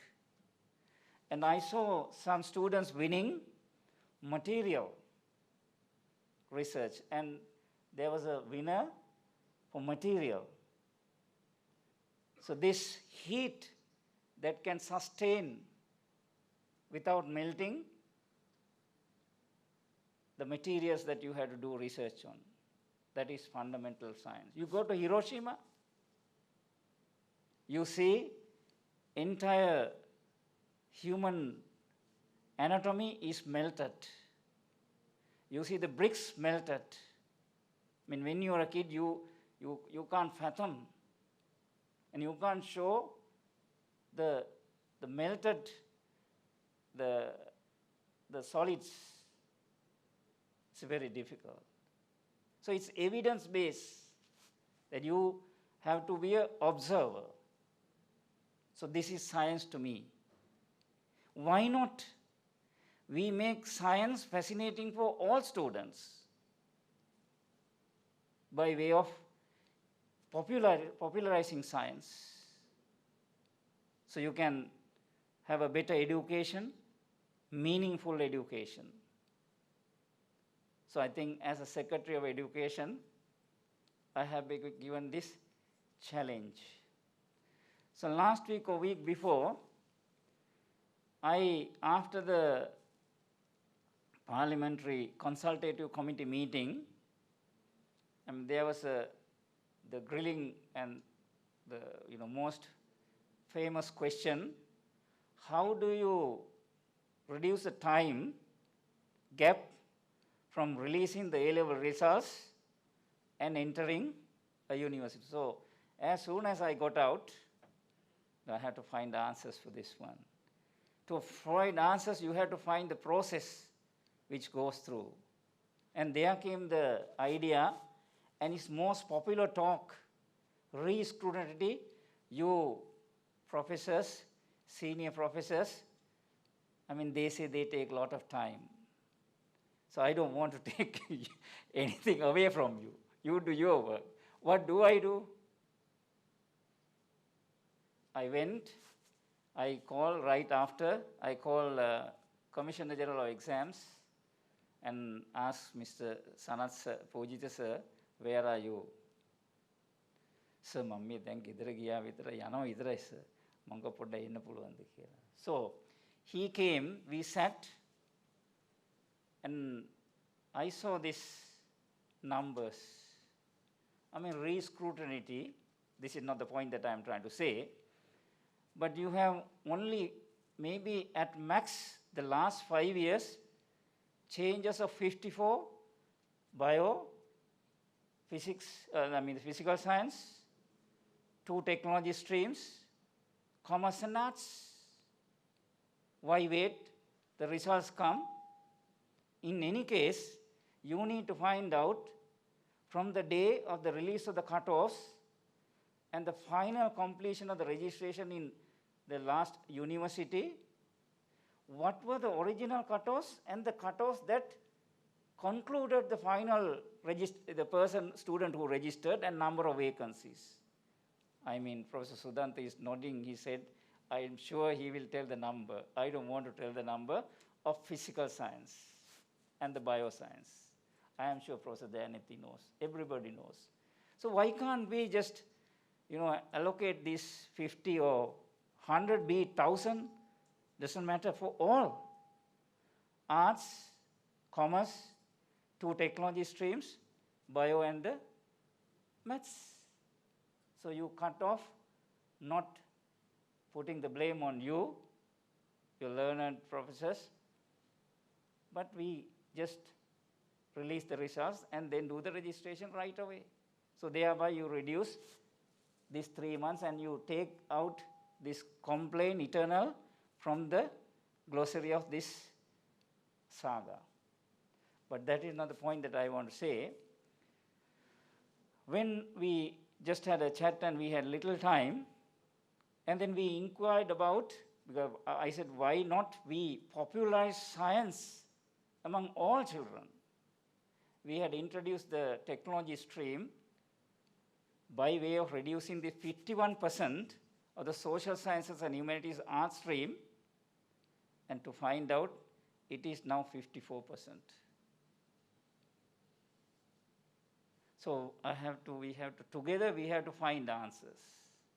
I am sure Professor Tantrigoda sir would tell how analytical skills were important those days. You had done J.E. Jayasuriya, Anka Ganitaya, arithmetic, for everybody. So we have taken that out. I did, not because it was compulsory for me. So these are the S.L. Loney's 2 books, Nadarasa's books. So that is supplementary material that we did. So these are the reforms that we need to think critically so that we will make science so fascinating for all of us. So we have a lot to do, and I must congratulate the Sri Lanka Association for Advancement of Science. I wondered when I was invited whether I am qualified to be the guest of today, because I don't know much about science, but I would like to leave you with this one, if I can find. So I started with the note, simple but short. And we will conclude, I would like to conclude with these few things. Most influential science discovery is electricity. Would anyone new advancements have been possible without the breakthrough of electricity? No confrontations, I believe. Obviously not, since early discoverers like Benjamin Franklin studied it, and inventors like Nikola Tesla tested ways to turn it into power. You know the Tesla story. It's so sad, but it's good. Generations of new innovations, but also become an irreplaceable tool of modern life. That is electricity, number 1. The laser. Discovered in 1960, lasers were so before their time. Scientists were not even certain where exactly could be applied. Since then, lasers have found their way into nearly every sector, from medicine to consumer electronics to manufacturing. In fact, now on an average day, nearly every person comes into contact with a laser in some shape or form. Number 3, semiconductor chips, which I learned in physics.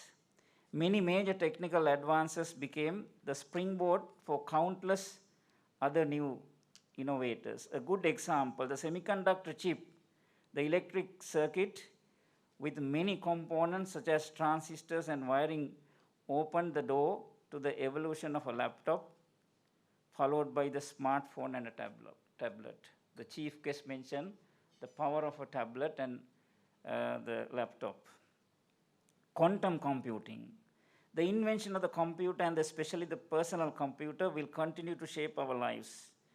In October 2019, it was announced that a quantum computer which uses quantum mechanics to massively increase processing power solved a problem that a standard computer couldn't in just 200 seconds, making a new realm of potential application to explore. The elevator that we know, it's not exactly quantum mechanics, but today's cities would be unimaginable without the elevator. The elevator unleashed a new wave of architecture and the age of skyscraper. A new invention, the multi. The first elevator designed to move horizontally as well as vertically is similarly poised to open new paths to urban planning and building design. The Human Genome Project. No other modern advancement in science has transformed medicine so radically as the Human Genome Project. Completed in 2003, the Human Genome Project mapped every gene in the human genome. It opened the door to medical studies on genes associated with diseases and led to a flourishing of biotech companies seeking to find new applications in healthcare. The automobile. Truly a vehicle for change. Once the first car rolled off the assembly lines, it never stopped moving. Originally seen as a panacea for all mobility challenges, the car has had to adapt to a global demand to eliminate fossil fuel use and decrease traffic. Into the next generation hybrid cars, electric cars, and driverless cars, autonomous driverless cars, proving the car will be with us for centuries to come. So GPS, or the global positioning system. While cars accelerate our day-to-day life, getting from A to B can still be a challenge, especially in a new place. First invented in 1973, GPS technology came on the market in 1995. Using satellites, it pinpoints a location and helps you navigate. More recently, it has been the cornerstone of host of smart city and urban mobility apps, the smartphone. We hate to admit it, but the smartphone has become an absolutely necessary for modern living. One reason why it is so special is that it can be linked up to and harnessed by so many other technical advancements, from GPS to mobile banking to fitness apps. When Apple launched its first smartphone in 2007, there was simply no going back. So there will be many big things to come. So this is for Sri Lanka Association for Advancement of Science. Science for Quality Life, 76 annual sessions. I would like to thank for inviting me on behalf of the Ministry of Education, the Honorable Minister, and the state ministers and all of us at the Ministry of Education. And I wish all the very best for the future endeavors of advancement of sciences. Just few things that I highlighted. Thank you very much.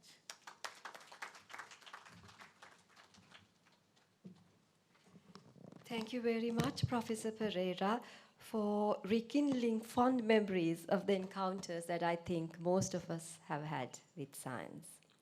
So now I would like to call upon the General President of SLAAS, Professor Janitha Liyanage, to present a token of our appreciation to the guest of honor.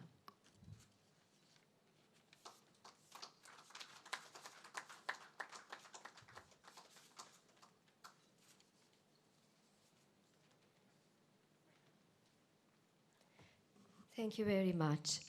As SLAAS celebrates 76 glorious years of promoting and advancing science in the country, we come to the final set of awards to be presented this year. It is an honor to invite Professor Mahesh Jayavira to read the list of awards for the year 2020.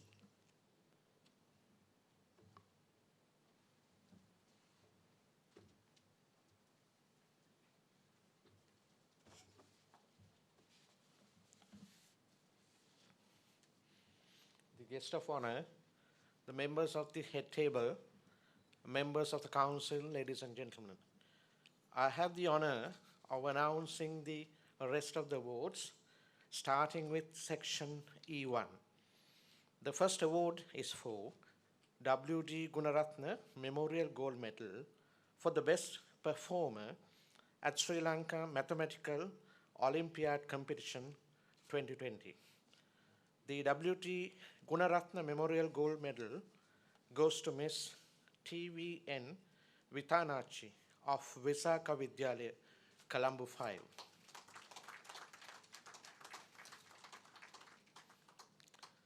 The second award is on SLAAS Physical Sciences Awards 2020. 3 physical science awards are distributed under the subject categories of mathematics, statistics, and physics for the best undergraduate research projects. However, this time, we have an award winner only for mathematics. The Physical Sciences Mathematics Award goes to KMGIU DAS of University of Sri Jawadanapura. Then I wish to move to this section E2. There are 2 types of awards. For section E2, the Inter-University Quiz Competition on Chemical Sciences and Poster Competition.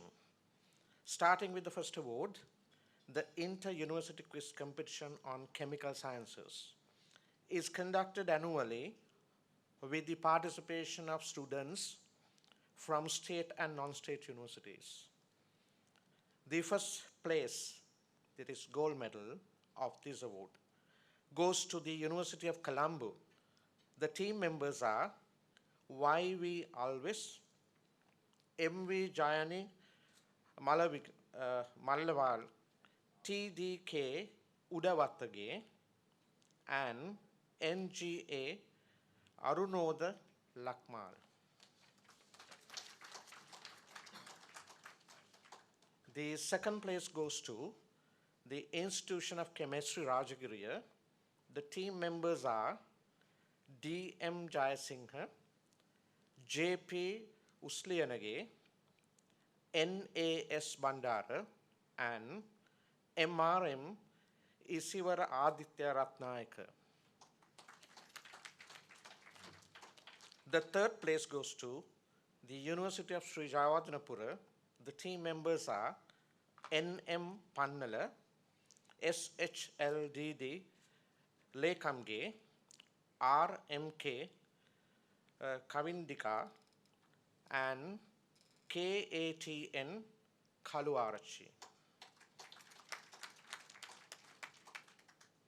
Then we move to the second set of awards on inter-university poster competition.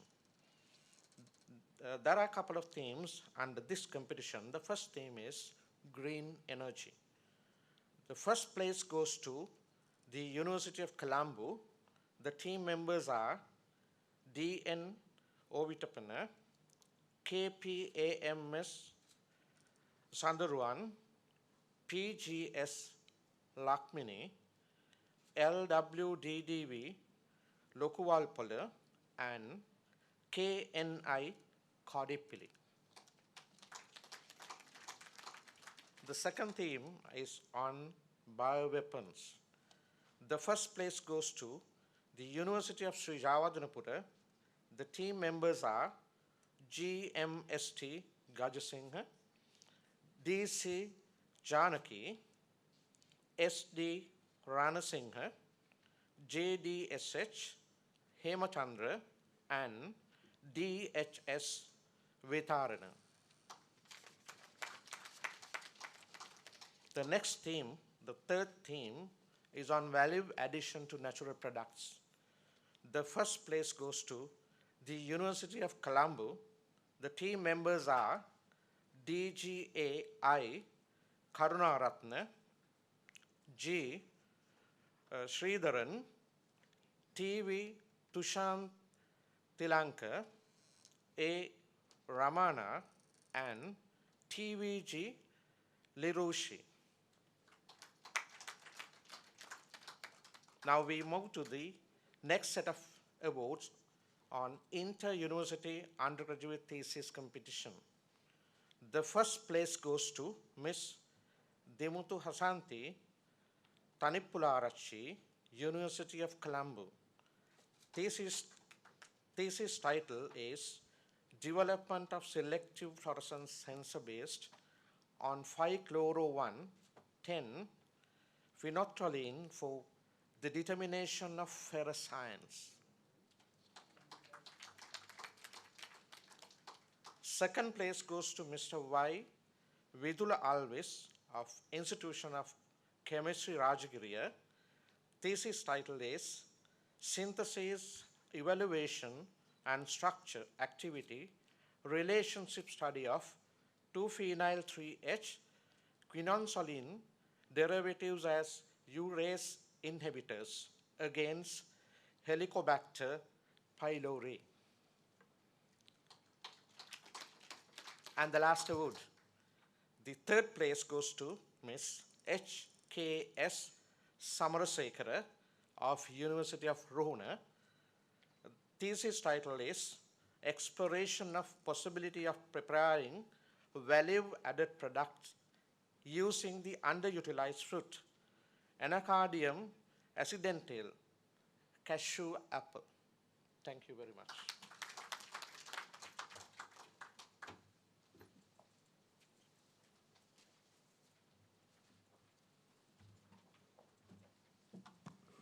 Thank you very much. Before we conclude the day's proceedings, I had the pleasure of inviting Professor Sumedha Jayanetti, General President-elect of the Sri Lanka Association for the Advancement of Science, to propose the vote of thanks.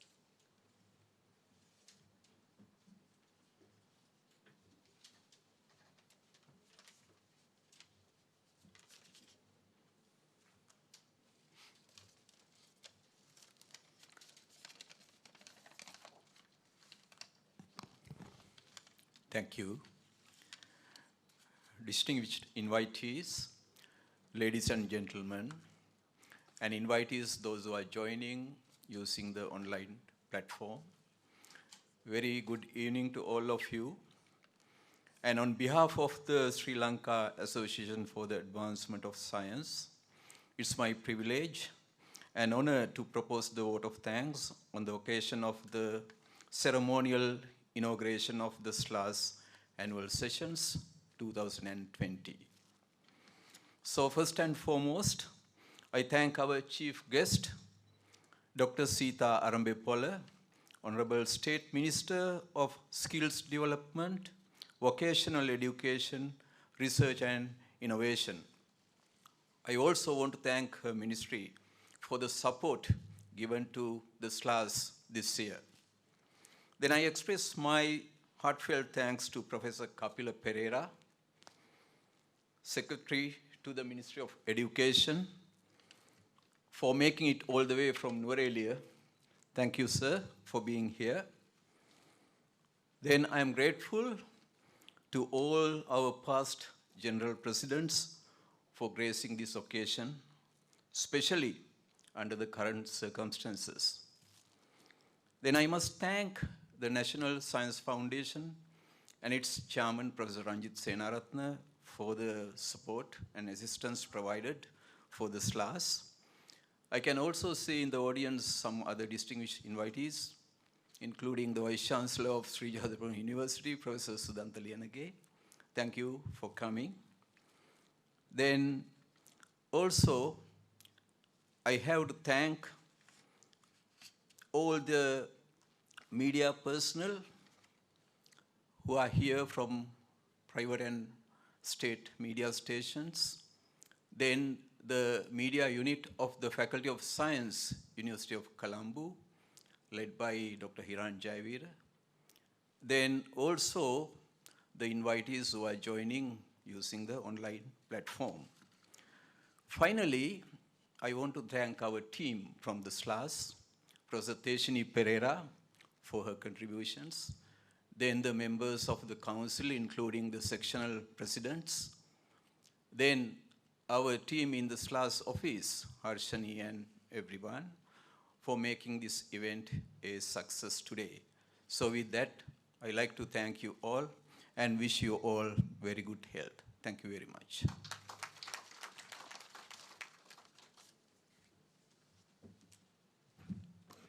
Thank you very much, sir. The inauguration ceremony is now concluded. But I do hope to remind you of the theme seminar that is happening tomorrow. You can register online, plus a few physical seats are still available, and you can join us. So let us now conclude this evening, and I hope that you would join us for dinner today. Thank you very much indeed for your presence and your valuable contribution to the Sri Lanka Association for the Advancement of Science. I hope you have a lovely evening. Thank you.